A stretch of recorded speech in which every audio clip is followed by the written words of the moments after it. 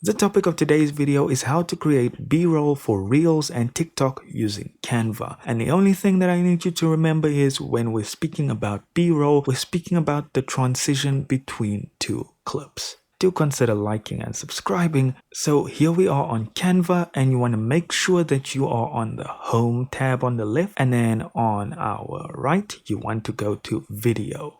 And in video, you want to scroll till you get to TikTok video. Alright, now you're welcome to go to uploads to upload your own B-roll. But if you don't have any, what we're going to do for this video is go to the Elements tab, and I'm going to look for a video.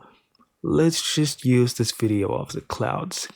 So we're going to just click on our video, or you can drag and drop it onto the canvas here.